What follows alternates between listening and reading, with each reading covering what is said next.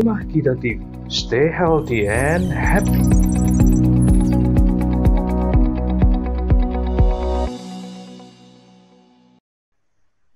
Yang saya hormati keluarga besar Kementerian PUPR. Tak dapat saya sebut satu persatu, bapak-bapak, ibu-ibu, insya Allah semuanya dimuliakan Allah Subhanahu wa Ta'ala. Amin. Ya Rabbal Alamin. A'udzu billahi minasyaitonir rajim. Wal fajri, demi waktu fajar. Allah bersumpah.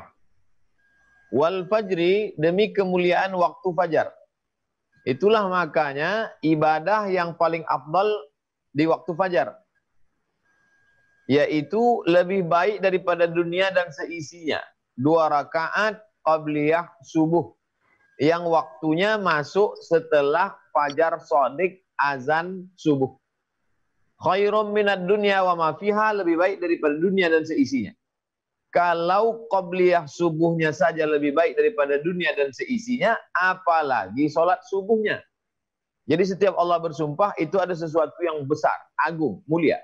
Wal fajri, demi waktu fajar. Walayalin ashri, demi 10 malam. 10 malam apa yang dimaksud? 10 malam di awal Zulhijjah, yang insya Allah Selasa depan sore masuk petang Rabu. Jadi hari ini kita Selasa, Selasa depan 7 hari lagi, itu sorenya, waktu maghribnya itu sudah masuk yang disebut Allah dalam surat Al-Fajr, wal fajri walayalin ashr. Jadi betul yang disampaikan Pak Dirjen tadi, jangan kepala kita ini terlalu fokus memikirkan COVID, karena COVID tak pernah memikirkan kita.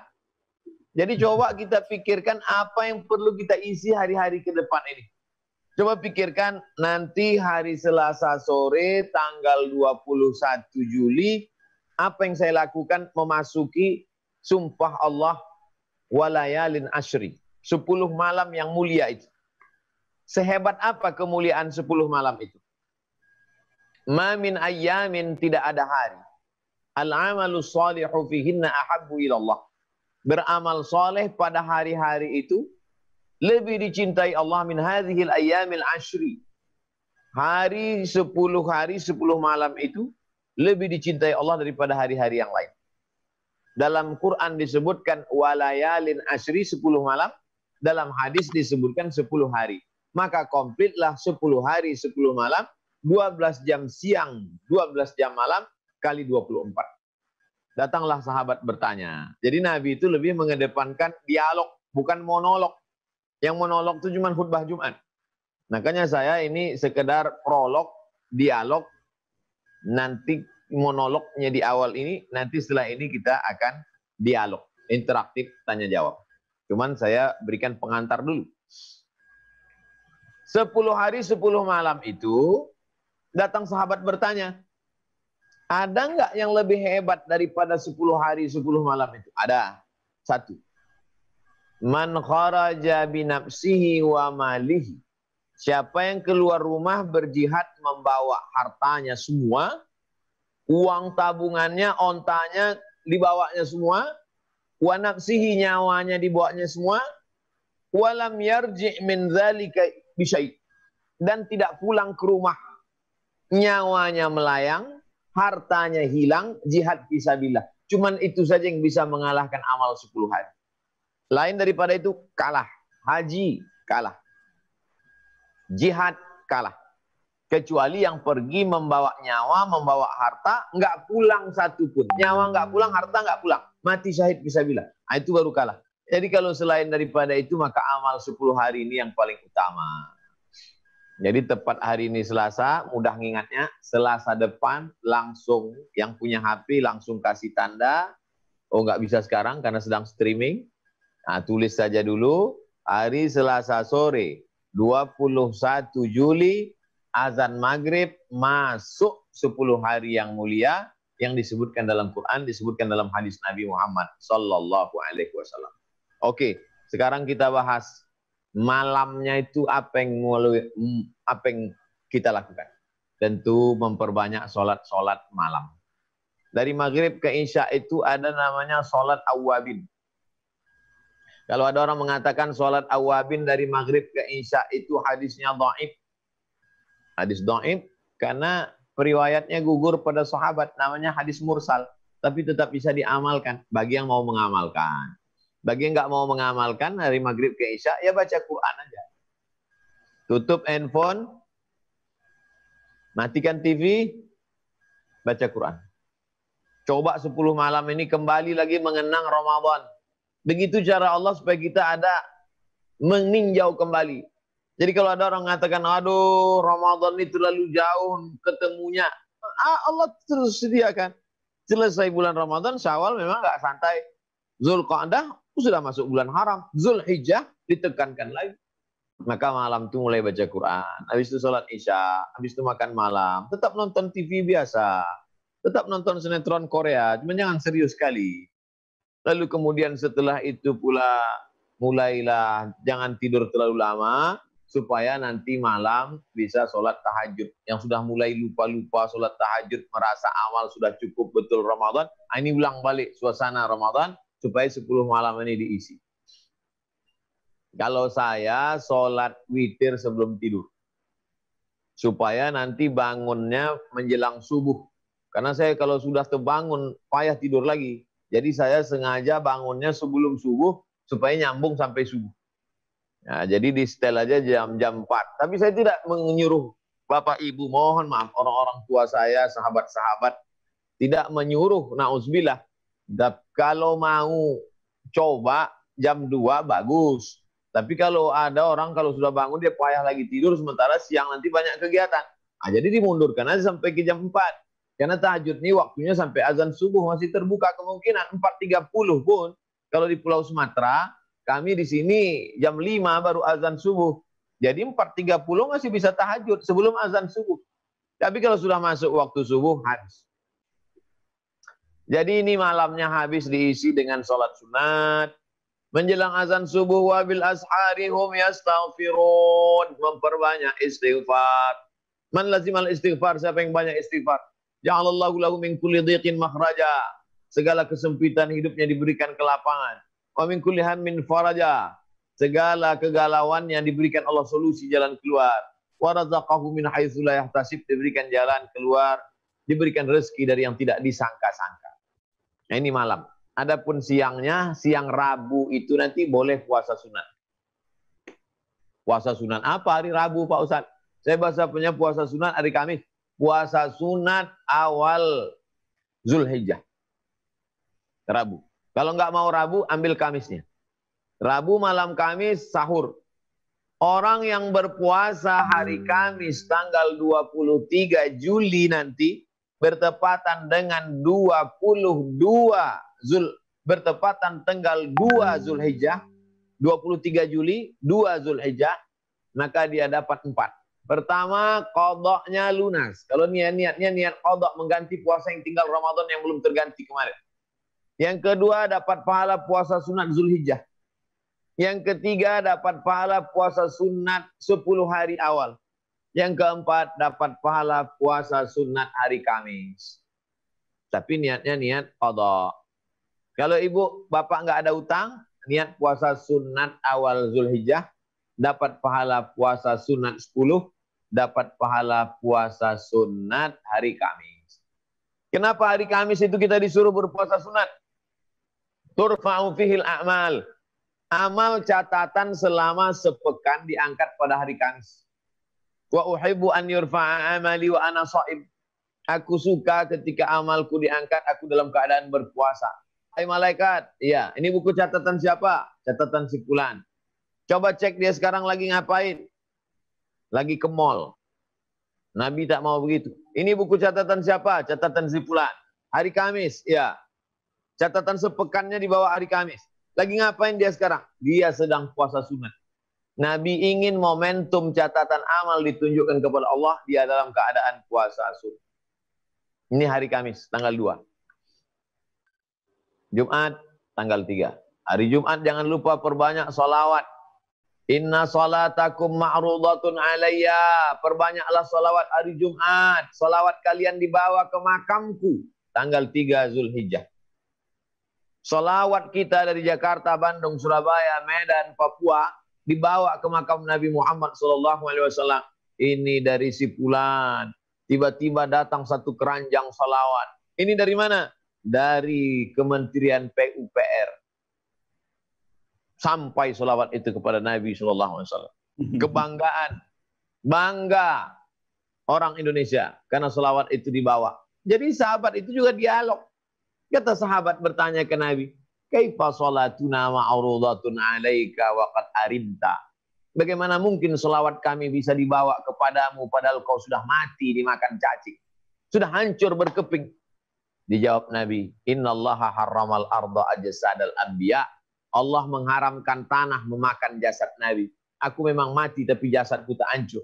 Aku tidak mati. Nabi punya kehidupan khusus. Ketika kita mengucapkan salam, salam kita dibalas oleh Nabi. Assalamu alayka ayyuhan nabi wa rahmatullahi wabarakatuh. Nabi pula membalas salam kita dengan 3. Waalaikumsalam, kau selamat. Wa rahmatullah, kau dapat rahmat Allah. Wa barakatuh, kau dapat berkah dari Allah Subhanahu wa ta'ala. Ini tanggal 3. Hari Sabtu tanggal 4. Hari Ahad tanggal 5. Hari Senin tanggal 6. Maka hari Senin kita puasa lagi. Bagi yang tak sanggup 1, 2, 3, 4, 5, pilih yang minimalis. Kamis, Senin. Oh Pak Ustadz, saya nggak bisa puasa, kata dokter, ini sudah mah akut, usus belobang. Oke, jangan paksakan, la yukallifullahu nafsan illa wus'aha. Sekarang kita pilih langsung tanggal 9. Tanggal 9-nya,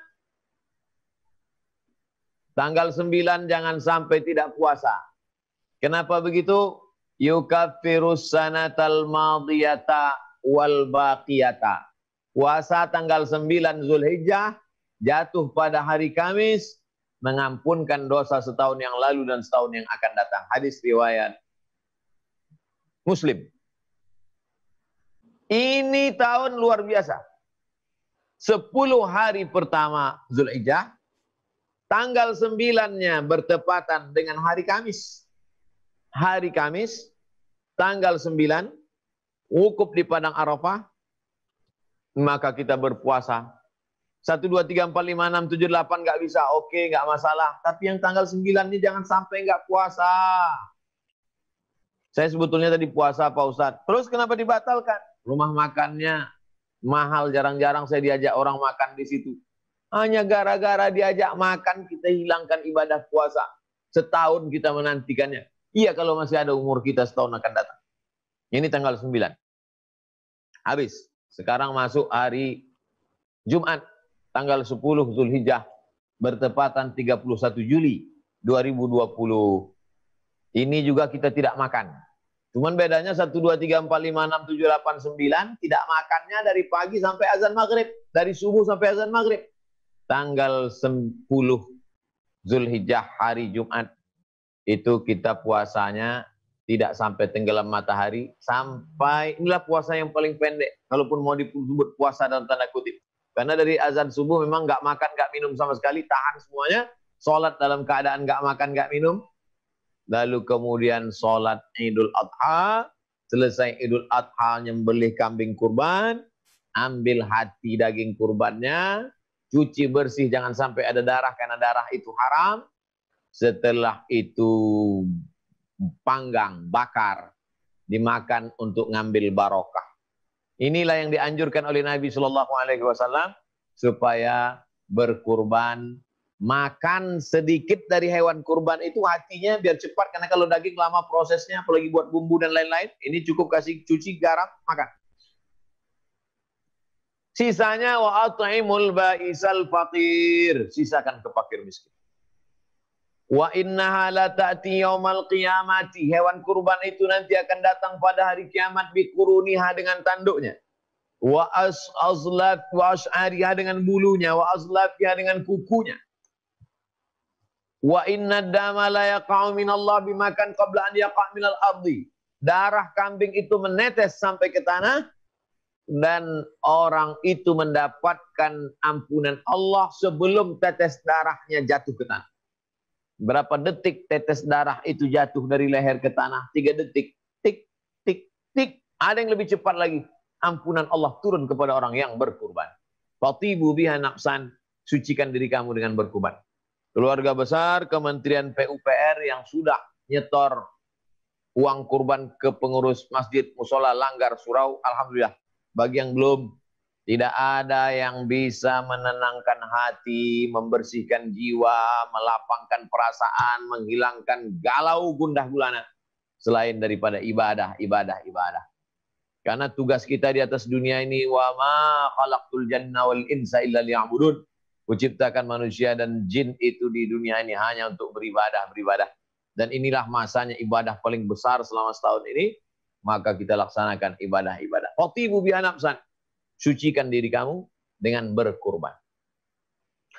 Sebagai pengantar dialog, sudah masuk pukul 4.30, 30 menit lebih kurang, itulah saya jelaskan amal dari hari pertama sampai hari ke-10 Zulhijjah. Mudah-mudahan bermanfaat. Selanjutnya kita dialog. Saya serahkan kembali ke moderator. Terima kasih. Wassalamualaikum warahmatullahi wabarakatuh. Ya.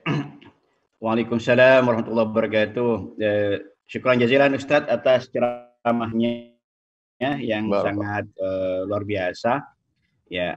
Barangkali mungkin nanti sebelum ada pertanyaan dari para jemaah, mungkin saya ini sekedar memancing ya untuk pertanyaan. Ustadz, ya itu kan kalau sesuai dengan penjelasan Ustadz kan besar sekali pahalanya ya Ustadz ya. Tadi disampaikan juga bahwa bisa kalau di Jakarta itu ada 3 in 1, malah itu 4 in 1 ya. Sekali puasa tapi menyabet 4 hal gitu ya Ustadz ya. Bagaimana kiat-kiat kita ya Ustadz, ini kan di tengah-tengah kesibukan kita sehingga kemudian kita masih bisa menjalankan berbagai ibadah sunat khususnya puasa di tengah-tengah situasi COVID-19 ini Ustadz. Mungkin Ustadz bisa memberikan penjelasan, kemudian pahala-pahala juga yang tadi disampaikan untuk memberikan penyemangat kepada kita semua. Termasuk juga Ustadz ya terkait dengan ibadah kurban ya, kan sudah ada panduan dari fatwa MUI itu bahwa pelaksanaan ibadah kurban yang baik ya sudah dijelaskan. Barangkali mungkin Ustadz bisa lebih melengkapi lagi apa yang menjadi panduan dari fatwa MUI terkait dengan pelaksanaan ibadah kurban ini Ustadz. Monggo Ustadz. Ibadah itu terbagi 4. Yang pertama ya, ibadah hati. Ibadah hati itu sabar. Ya, ibadah hati itu ridho. Ibadah hati itu qanaah, merasa cukup. Ibadah hati itu merasa senang dengan ketetapan Allah. Itu ibadah hati. Kita nggak tahu siapa orang beribadah hati. Ya. Nampaknya dia sedang diam, padahal dia sedang ibadah hati. 2, ya, ibadah mulut. Istighfar, tasbih, tahmid, takbir, sholawat, baca Quran, itu ibadah mulut. Yang ketiga, ibadah anggota tubuh. Mendengar ceramah, melihat Al-Quran, melihat ulama, menolong orang mengangkatkan barang, membantu ngecor masjid. Ini ibadah badan. Yang keempat, ibadah harta. Ibadah hartanya ada 7. Zakat, wakaf, infak, sedekah, wasiat, hibah, ghanimah. Nah ini semua. Jadi maksud saya sebutkan 4 tadi. Jangan batasi ibadah hanya puasa saja. Ketika Bapak Ibu sibuk kerja, nggak bisa puasa, lalu merasa bersedih. Allah tidak sekejam itu. Enggak bisa puasa, kan bisa baca Quran. Enggak bisa baca Quran, kan bisa zikir. Enggak bisa zikir, kan bisa nolong orang. Jadi saya jelaskan, jangan membatasi ibadah hanya pada satu fokus ibadah tertentu saja. Coba kita lihat dalam hadis. Man bana masjid, dan siapa yang bangun masjid. Banallah mislahu baitan fil jannah, dibangunkan satu tempat di surga. Kalau ini hadis cuma tunggal, ini nampaknya yang punya tempat cuma orang kaya. Bagaimana dengan kita yang tidak kaya? Ada hadis lain. Man shalla isnatai asyarata raka'ah. Siapa yang sholat 12 rakaat sehari semalam, bunyalahu bihinna baitun fil jannah. Dibangunkan untuknya satu tempat di surga. Artinya Allah sudah ngasih alternatif. Kalau kau punya harta, bangun masjid. Kalau nggak punya harta, sholat sunat. Ada orang kaya rajin sholat sunat, mantap. Udah miskin nggak mau sholat sunat, mati aja.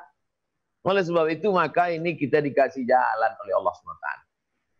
Tentang masalah kurban di musim COVID-19 nggak ada beda.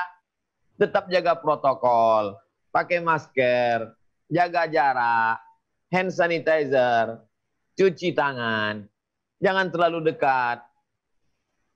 Jadi tak ada beda dengan ibadah lain. Salat Idul Adha, kalau memang zona hijau datang ke masjid. Belum masuk masjid, kening sudah kena tembak 36 derajat. Masuk ke dalam, bawa sajadah dari rumah. Karena masjid tidak menyediakan sajadah, takut COVID-nya nempel di sajadah. Lalu kemudian tidak ada salam-salaman, tetap pakai masker, khutbah pendek, tetap sholat id. Bagi yang zona merah, zona hitam, sholat idnya di rumah. Kalau sendirian, sholat aja nggak pakai khutbah. Kalau ada makmumnya 3, imamnya 1, tetap sholat pakai khutbah. Khutbah rukunnya 5. Baca alhamdulillah, baca sholawat, baca ayat, wasiat takwa, doa. Selesai. Jadi sebetulnya simple saja. Tapi karena orang selalu meribetkan dan meributkan menjadi ramai. Coba matikan handphone sehari. Sepi dunia. Tapi nggak ada handphone nggak pula ramai. Akhirnya melihat ramai. Tapi jangan gara-gara ramai jadi stres, depresi, tertekan. Turun imun. Akhirnya terkena penyakit. Naikkan iman. Imun jadi kuat. Badan jadi sehat. Hati jadi tenang. Pengajian melapangkan hati. Banyak berzikir menenangkan jiwa. Saya kira demikian. Ya, syukran jazilan Ustaz. Mungkin dari jamaah yang lain. Ya, silakan. Ya, Pak Rahmat boleh nanya? Ya. Ustaz Abdul Somad, Assalamualaikum Ustaz. Waalaikumsalam. Ya, oke. Saya Edward Abdurrahman Ustaz. Ya, oke. Tadi dijelaskan di awal Ustaz kaitan dengan persiapan kita memasuki bulan Zulhijjah. Ada 2 ibadat yang saya coba tangkap, ibadat yang sifatnya individual, kemudian ada ibadat yang sifatnya sosial. Individual tadi puasa, kemudian sholat, sedangkan yang sosial kurban. Nah, sementara di sisi lain di tubuh kita ini ada jasmani dan rohani. Nah, bagaimana kita mensinergikan dalam setiap kita melaksanakan ibadat ini antara rohani dan jasmani ini supaya hidup berbarengan sehingga ibadat sosial maupun individual kita berjalan dengan baik. Begitu Ustaz. Terima kasih. Ya. Ada lagi biar bisa digabung sekalian? Enggak, saya jawab satu-satu, Pak. Oh, satu-satu. Monggo Ustaz. Baik. Dilihat dari pelakunya, maka ibadah itu ada 4. Yang dilakukan hati, yang dilakukan lidah, yang dilakukan anggota tubuh, yang dilakukan harta. Dilihat dari objeknya, ibadah itu ada 2. Hablum minallah dengan Allah, hablum minan nas kepada sesama manusia. Dilihat dari unsur ibadah itu ada 2. Ada namanya unsur zohir, physically, yang bisa dilihat, yang bisa disentuh. Ada yang tidak terlihat, yang disebut dengan batin, spiritual. Ada yang bernama fisik, ada yang bernama metafisik. Ada yang disebut dengan material, materi, benda. Ada yang disebut dengan non-materi. Ada yang disebut dengan zohir, ada yang disebut dengan batin. Jasad, tulang, bulu, kuku, kelihatan, zohir. Sedangkan di dalam ini ada ruh, batin. Jadi kalau ibadah ini hanya jasadnya saja, tegak, ruku, sujud, maka sama seperti mayat. Karena mayat jasadnya ada, ruhnya nggak ada. Makanya ruh daripada ibadah itu adalah khusyuk. Kalau sholat ada khusyuknya. Ada orang sholat, narik-narik janggotnya, ngelus-elus jenggotnya. Ditanyakan ke Nabi, itu orang sholatnya khusyuk apa enggak? Kata Nabi, lau khasha'al qalbu la khasha'atil jawarihu. Kalau batinnya khusyuk, pasti zahirnya khusyuk. Karena nggak mungkin zahir bisa khusyuk kalau batin tidak khusyuk. Kita pun mengucapkan Idul Fitri, mohon maaf, zahir dan batin. Karena susah nyebut zahir, lahir batin. Padahal zahir yang kelihatan dengan batin yang tidak kelihatan. Nah, kurban itu zahirnya memotong kambing, memotong lembu. Batinnya apa?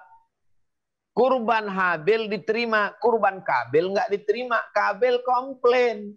Kenapa kurban ente diterima, kurban saya kok enggak? Dijawab oleh Habil, innama yataqabbalullahu minal muttaqin. Yang diterima Allah kurban orang yang takut. Takut itu letaknya di hati.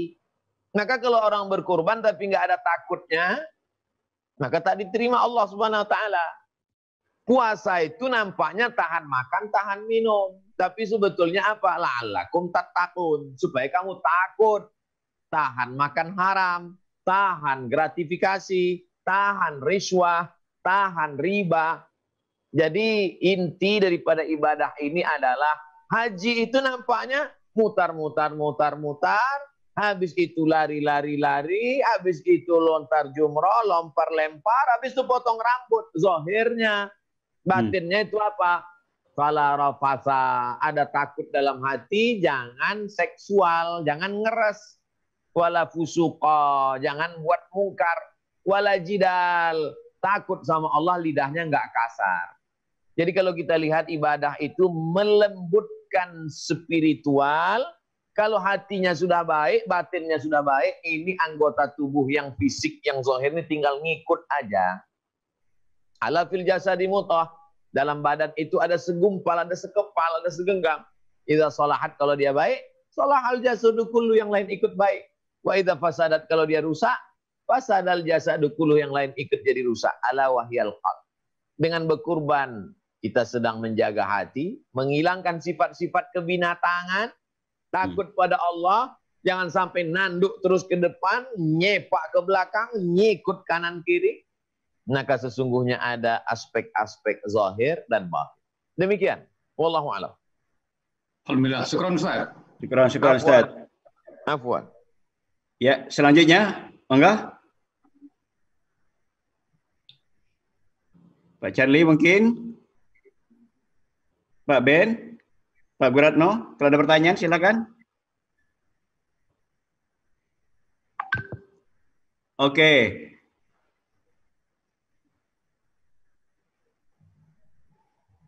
Ya, silakan pertanyaan bisa disampaikan via chatting ya, via chatting atau bisa langsung, silakan. Sambil nunggu boleh Pak Rahmat. Ya, silakan Ya. Pak Ben. Ya. Oke, terima kasih Pak Ustadz. Kalau saya lihat-lihat ini Pak Ustadz, COVID ini memberikan satu peringatan ya buat kita ya Pak Ustadz ya.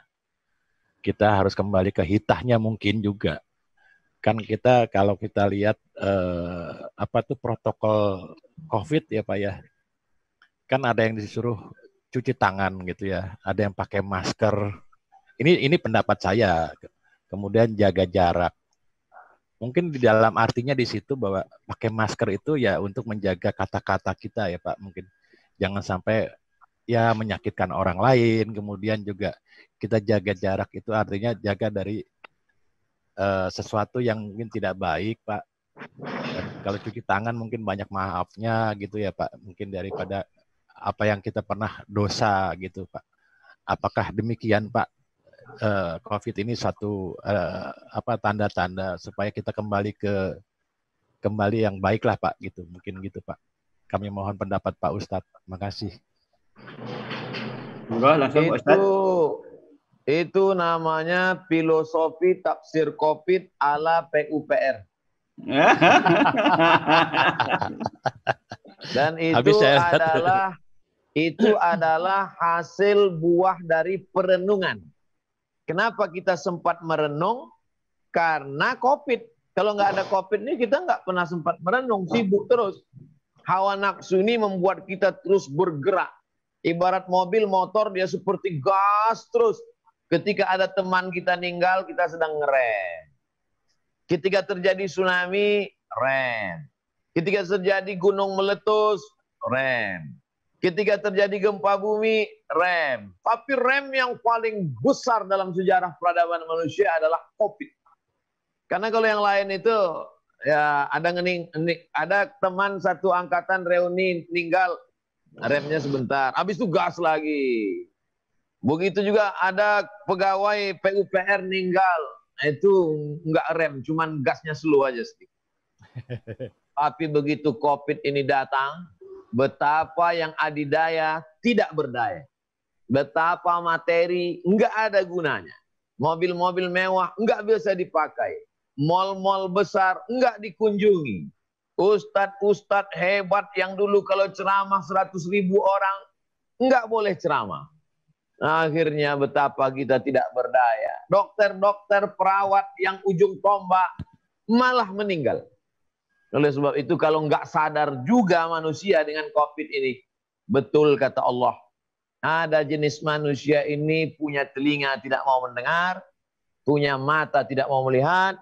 Punya hati tidak mau berpikir. Ulaika kal an'am. Mereka seperti binatang. Balhum awal.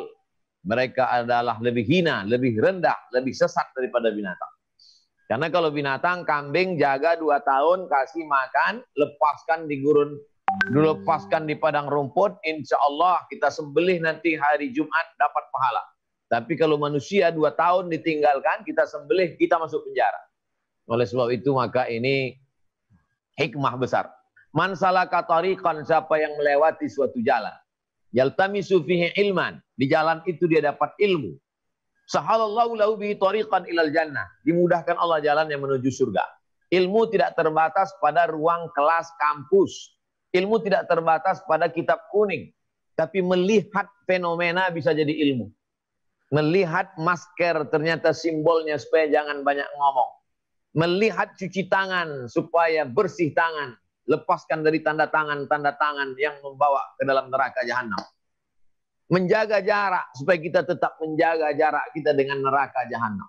Nah, nantikan bukunya Tafsir COVID PUPR. The best, mantap. Karena perenungan, at-tafakkur sa'ah, berpikir sesaat, khairum min qiyamil lailah, lebih baik daripada kau sholat tahajud sepanjang malam. Karena kalau orang beribadah sepanjang malam, boleh jadi besok dia sudah merasa penghuni surga. Tapi kalau orang merenung bahwa dia tidak ada apa-apanya, maka itu memberi semangat spirit yang luar biasa dalam beribadah, beramal. COVID, kita tidak lihat negatifnya, tapi kita lihat bagaimana dia menyadarkan kita bahwa dunia ini tak bermakna, bahwa nyawa begitu cepat melayang, bahwa kekuasaan tak ada harganya, bahwa Amerika yang hebat pun tumbang, Jepang pun kacau balau, Korea yang hebat pun juga. Nah, jadi tidak ada cara lain kecuali menyeimbangkan antara memikirkan dunia dengan kembali kepada agama, khususnya kita agama Islam. Saya kira demikian. Terima kasih Pak Ustaz. Enggak, yang lain silahkan. Ibu-ibunya. Silahkan ibu-ibu.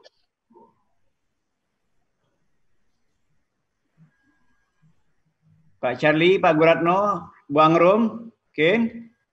Ya, silakan Bu Angrun, ya. Silakan dibuka itunya. Ya, silakan. Assalamualaikum warahmatullahi wabarakatuh. Waalaikumsalam warahmatullahi wabarakatuh. Semoga sehat selalu Pak Ustadz ya. Pak Ustadz, maaf Pak Ustadz. Kami hanya ingin menanyakan saja. Misalnya ada 2 fulan Pak Ustadz. Yang satu rajin untuk melaksanakan hewan kurban ya Pak Ustadz ya. Tapi yang satu tidak pernah sama sekali. Meskipun dia orangnya mampu. Pertanyaan saya, adakah pengaruh terhadap keikhlasan hatinya? Artinya begini Pak Ustadz, dengan dia rajin membeli hewan kurban, katakanlah orangnya menjadi sabar, tawakal dan sebagainya. Namun bagi fulan yang tidak pernah melaksanakannya, bisa dia menjadi sombong, angkuh, keras kepala, pemarah, dan sebagainya. Punten ya Pak Ustadz, mohon penjelasannya. Wassalamualaikum warahmatullahi wabarakatuh. Terima kasih. Waalaikumsalam. Waalaikumsalam warahmatullahi wabarakatuh. Saya menjawabnya dari 2 aspek. Pertama dari aspek fikih. Fikih itu hukum Islam. Yang paling tinggi wajib. Di bawah wajib sunan muakkad. Di bawah sunan muakkad sunat. Di bawah sunat mubah. Nah, kurban ini bagi kita yang bermazhab Syafi'i hukumnya sunat muakkad. Jadi kalau ada orang seumur hidup nggak pernah berkurban, secara fikih ya nggak apa-apa, karena tidak sampai kepada wajib. Sholat wajib, puasa wajib, zakat wajib, haji wajib bagi yang mampu. Kurban sunat muakkad. Yang mampu melaksanakan silakan, yang nggak mampu ini secara fikih. Karena fikih itu kan hitam putih, boleh nggak boleh, sah nggak sah, melanggar hukum atau ikut hukum. Ini fikih. Tapi Islam ini nggak selamanya fikih. Islam ini ada akhlaknya. Islam ini ada etika Islamic morality-nya, akhlak. Orang yang tidak berkurban itu orangnya Allah kasih kerja, Allah kasih rumah, Allah kasih duit, Allah kasih pasangan hidup, Allah kasih anak, Allah kasih napas. Pas diminta Allah 1 ekor kambing, pelitnya, bakhilnya, meditnya, kedekutnya. Kenapa tidak berakhlak kepada Allah? Jadi kalau dilihat dari aspek akhlak, maka muncul malu. Malu. Kenapa tidak mau? Kenapa hati itu begitu keras? Oleh sebab itu kita tidak selamanya bicara halal haram. Tidak selamanya bicara hitam putih. Tapi kita juga bicara tentang masalah berakhlak kepada Allah Subhanahu wa ta'ala.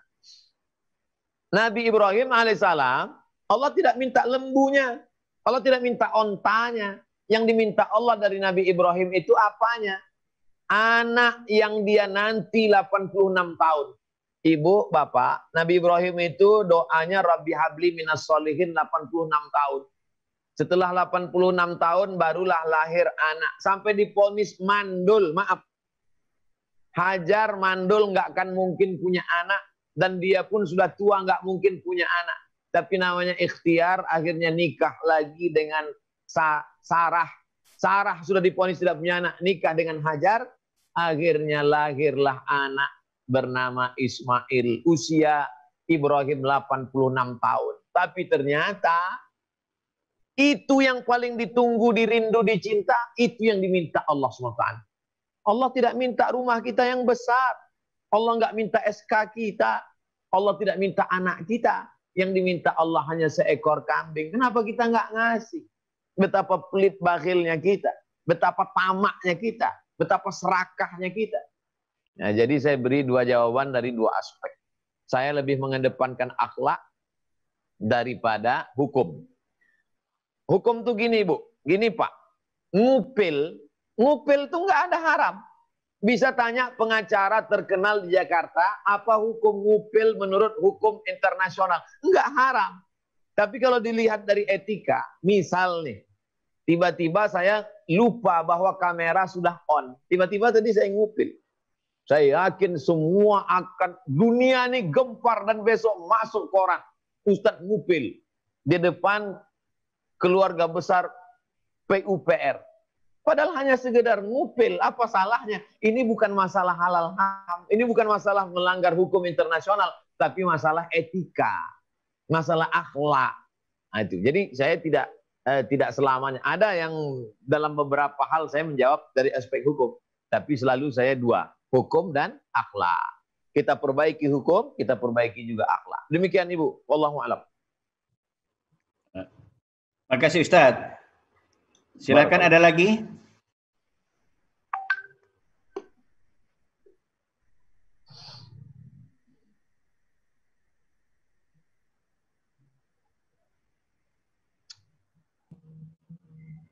Pak Charlie, Pak Guratno mungkin. Atau Pak Dedi Permadi biasanya Pak Dedi. Monggo Pak Dedi kalau ada pertanyaan Pak Dedi. Ya, Assalamualaikum. Ya, silakan Pak Dedi. Waalaikumsalam. Singkat saja Ustadz, jadi selama ini kan kita itu selalu menyembelih kambing dan sapi itu secara langsung setelah kita melaksanakan Idul Adha gitu ya. Nah, tapi kami sekarang di masjid di lingkungan kami mewacanakan untuk penyembelihan itu di suatu tempat yang lain dan kemudian nanti kepada jamaah atau mustahik itu akan dibagikan dalam bentuk daging dalam kaleng gitu Ustaz. Nah, saya ingin menanyakan apakah ini sah secara fikihnya tadi, dan kemudian apakah kaleng-kaleng yang akan dibagikan nanti bisa dibagikan setelah hari tasyrik gitu ya. Artinya karena dia akan memerlukan proses setelah pemotongan dan kemudian memasukkan ke dalam kaleng gitu. Saya kira itu saja Ustadz. Terima kasih. Assalamualaikum warahmatullahi wabarakatuh. Waalaikumsalam warahmatullahi wabarakatuh. Waalaikumsalam warahmatullahi wabarakatuh. Langsung Ustadz. Yang tidak boleh tinggal itu Pak, 3. Rukun, syarat, wajib. Kalau rukunnya tinggal, ibadah tidak sah. Kalau wajibnya tinggal, ibadah tetap sah pada kasus haji, umrah, tapi dia mesti menebusnya. Kalau syaratnya tinggal, maka tidak cukup syarat, tidak diterima Allah.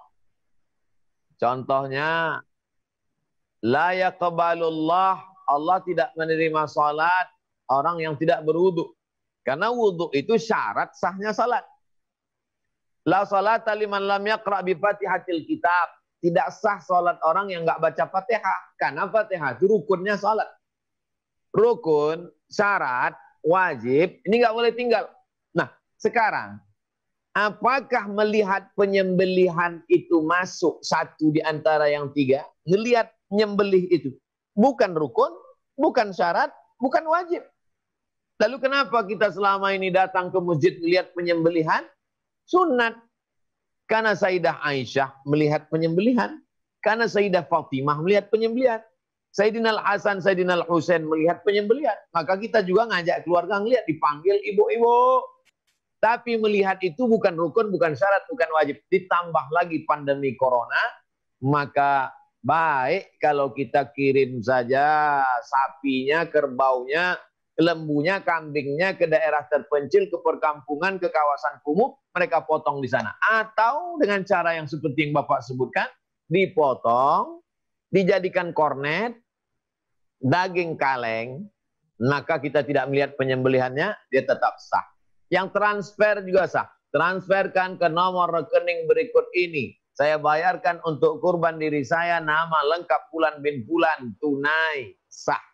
Walaupun akadnya dari jauh, secara fikih sah. Pembahasan yang kedua, bagaimana dengan pembagian dagingnya? Tidak dibagikan dalam 4 hari, 10, 11, 12, 13. Apakah sah secara fikih? Maka sesungguhnya penyembelihannya.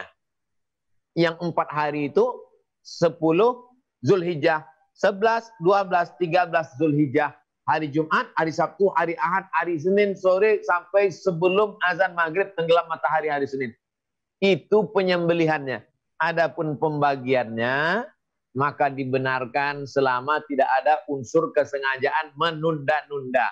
Adapun karena teknis, karena tempatnya jauh, maka dibenarkan secara fikih. Maka jangan ragu untuk melaksanakan program ini. Saya mendukung program pembuatan daging kurban kaleng, karena bisa lebih awet, lebih lama, lebih jauh jangkauannya, tidak dimakan begitu cepat, bertumpuk hanya pada sekelompok masyarakat tertentu, karena inti dari ibadah kurban adalah sosial pemerataan. Terima kasih. Demikian. Syukran Ustaz. Afwan. Ada lagi? Silahkan, masih ada waktu 7 menit lagi, silahkan. Pak Charlie, ada pertanyaan Pak Charlie, Bu Emi? Pak Guratno, silakan Pak Guratno, ada pertanyaan Pak Guratno? Baik. Yang baik. Mau bertanya mungkin pakai tangan. Ya, baik. Assalamualaikum warahmatullahi wabarakatuh. Waalaikumsalam. Ya, Pak Ustadz, kan saya yang pemahaman yang saya pahami adalah ya, korban itu satu untuk keluarga, gitu ya. Keluarga. Namun kan gini Pak, dalam prakteknya yang ini kami alami juga beberapa tahun ini, ada yang minta, di sana minta, misalnya di Babelan minta, di Parung Panjang minta, dan sebagainya. Dan itu saya berikan gitu ya, saya berikan. Nah ini bagaimana ini? Apakah namanya itu berbeda-beda ataukah menjadi satu? Itu pertanyaan saya. Yang sederhana aja pertanyaannya. Terus yang kedua tadi Pak Ustadz sudah memberikan amalan-amalan 10 hari pertama bulan Dzulhijjah, ya. Ya, memang apakah 10 hari itu ada amalan puasa sunat selama 9 atau 10 hari itu? Itu pertanyaannya. Terima kasih Pak Ustadz. Assalamualaikum warahmatullahi wabarakatuh. Waalaikumsalam. Monggo Ustadz. Pertanyaan yang pertama, kepala keluarga berkurban. Lalu kemudian itu sudah dianggap sebagai kurban satu keluarga. Kepala keluarga berkurban seekor kambing, maka sudah include di dalamnya istri anak-anaknya. Lalu kemudian apakah kalau tahun ini suami, tahun depan masa nama Mas melulu, tahun ini ya Dharma wanita lah, tahun depan punya anak. Enggak, tak perlu demikian. Jadi nama bapak terus. Jadi kalau ibu ngerti ngaji, dia nggak akan komplain insya Allah. Apalah arti sebuah nama? What is in a name? Karena yang dilihat adalah ibadah secara keseluruhan. Tapi jangan gara-gara kepala rumah tangga satu sudah dapat keluarga, lalu kemudian yang lain tidak berkurban. Maka saya jelaskan kurban ini 3 level. Yang paling tinggi, Nabi berkurban motong sendirian 63 ekor onta. Selanjutnya pisaunya diserahkan ke Sayyidina Ali. Ali memotong 37. 63 tambah 37, 100 ekor onta untuk sendirian. Ini kurban yang paling afdal. Saya ajak pejabat-pejabat yang kaya-kaya, yang hebat-hebat. Bukan rumahmu dibesarkan, bukan mobilmu dimahalkan, bukan perhiasan jam tangan ratusan juta. Tapi kalau mau nunjukkan kaya, nih masanya. Saya orang kaya tahun 2020 karena pandemi berkurban 100 ekor sapi limosin. Mantap. Ikut Nabi SAW. Ini yang paling tinggi. Nomor 2, naharna ma'an Nabi SAW. Kami berkurban bersama Nabi amal Hudaybiyah, tahun Hudaybiyah. 7 orang 1 ekor onta. Kalau kita tak ada onta, 7 orang 1 ekor sapi. Ini bagus. Ini 1 ekor sapi. Saya, istri saya, anak saya 2, mantu saya 2, cucu saya 1. Ini bagus. Ini level 2. Yang paling bawah, inilah yang kelas ekonomi. Itulah dia tadi 1 kepala rumah tangga, 1 ekor kambing. Saya sampaikan 3-tiganya supaya jangan sampai masyarakat merasa sudah mengamalkan kurban secara total padahal baru melaksanakan tipe C. Padahal ada tipe C, tipe B, tipe A. Nah, ini tentang masalah kurban. Yang kedua, masalah dalil berpuasa dari tanggal 1 sampai 9 itu. Ada nggak dalilnya dilaksanakan Nabi SAW? Ada? Ada hadisnya? Sahih nggak hadisnya? Hadisnya sahih bagi yang mampu melaksanakannya. Tapi bagi yang nggak mampu puasa, maka dia sholat sunat saja. Nggak sanggup sholat sunat, baca Quran. Nggak sanggup baca Quran, zikir. Merem, zikir. Zikir pun nggak sanggup, malaikat maut udah dekat. Untuk apa lagi hidup kalau tidak beramal? Wallahu a'lam bishawab. Ya, terima kasih Pak Ustaz. Oke, syukran Ustaz. Penanya terakhir silakan. Pak Charlie. Pak Charlie lagi di luar. Mungkin ada yang mau tanya, angkat tangan gitu. Silakan angkat tangan. Ada yang mau nanya? Silakan. Ibu-ibu, satu lagi ibu-ibu.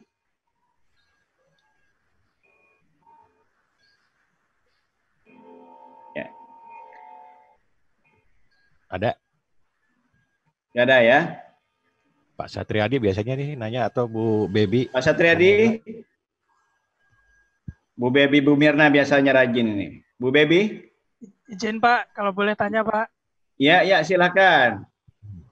Pak Ustadz, Ustadz ini favorit saya Pak.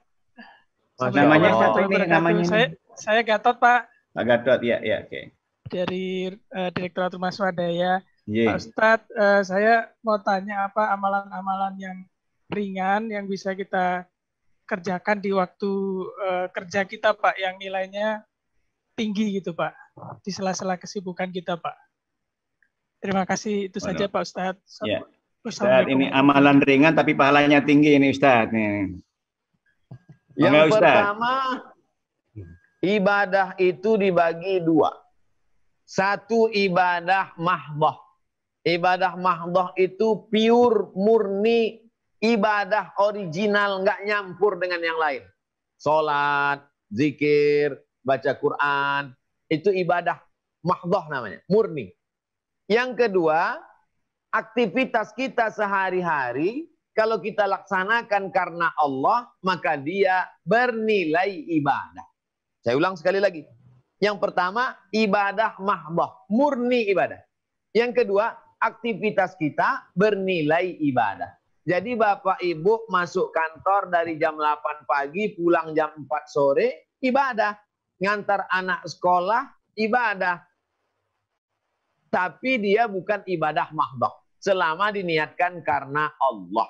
Makanya berangkat pagi itu, Bismillahirrahmanirrahim, la haula wa la quwata illa billah. Maka menjadi ibadah. Ibadah jenis kedua, ibadah level 2. Nah, sekarang pertanyaan Bapak adalah, pertanyaan Ibu adalah, apa amal kami sehingga ringan tapi ibadah? Kalau dikatakan ibadah level 2, memang semuanya ibadah. Membuat laporan itu ibadah, bersikap jujur itu ibadah, integritas itu ibadah, mencari nafkah halal untuk anak istri itu ibadah. Ibadah dia. Tapi kalau mau ibadah mahdoh, sebelum berangkat kerja, sholat duha dulu.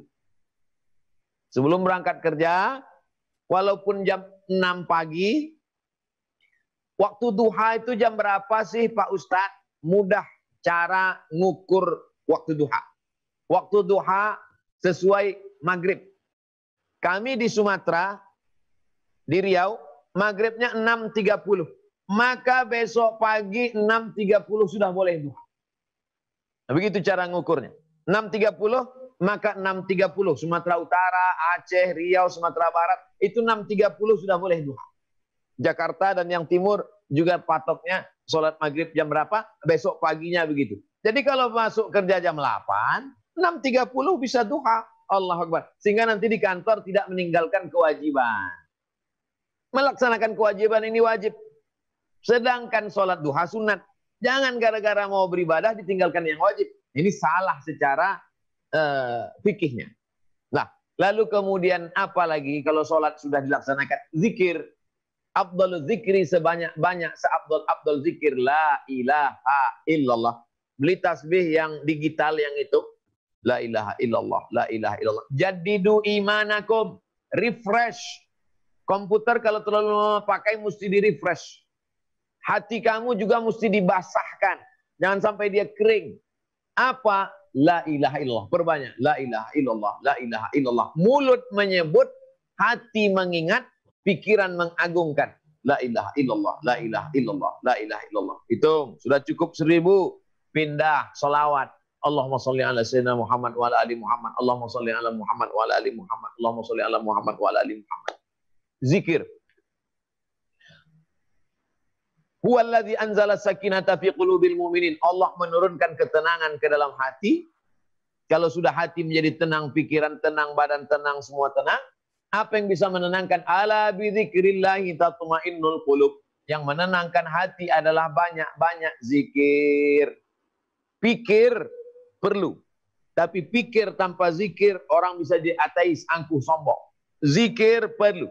Tapi zikir juga perlu seimbang dengan pikir. Ini namanya kecerdasan intelektual.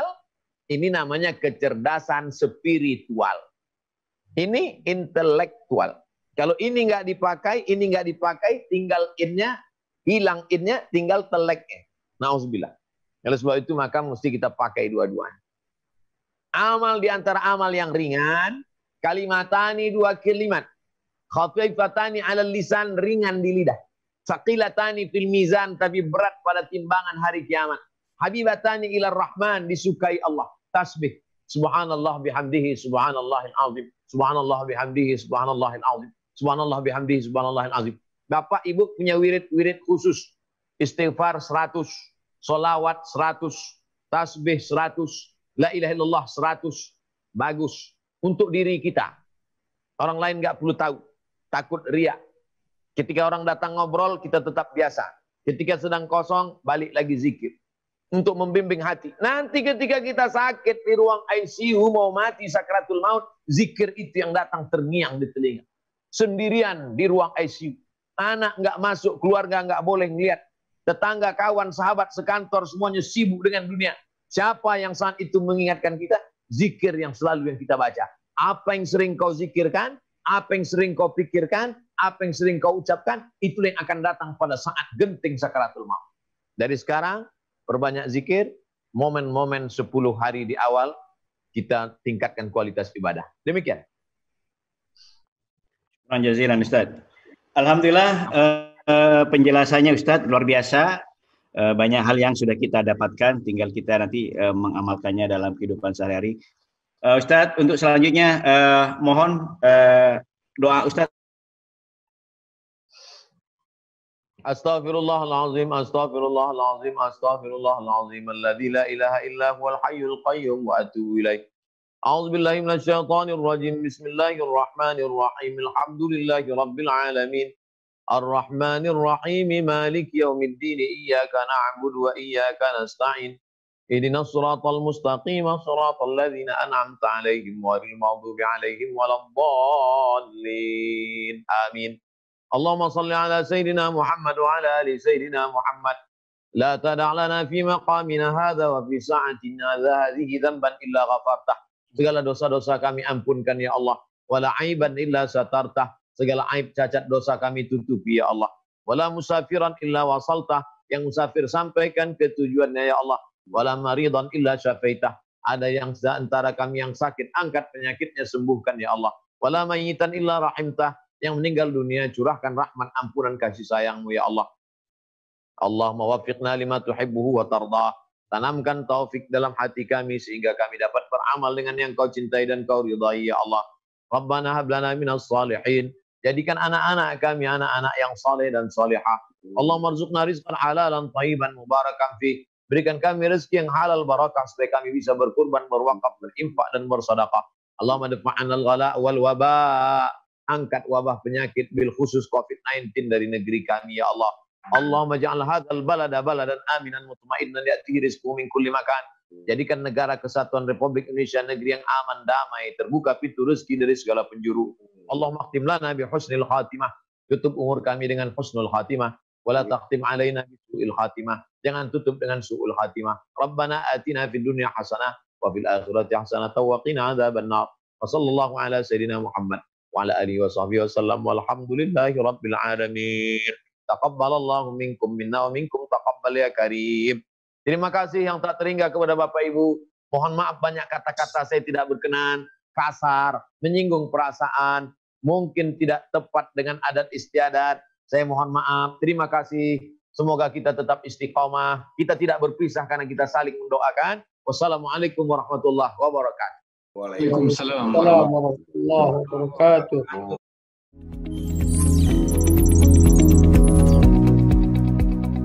Rumah Kita TV. Stay healthy and happy.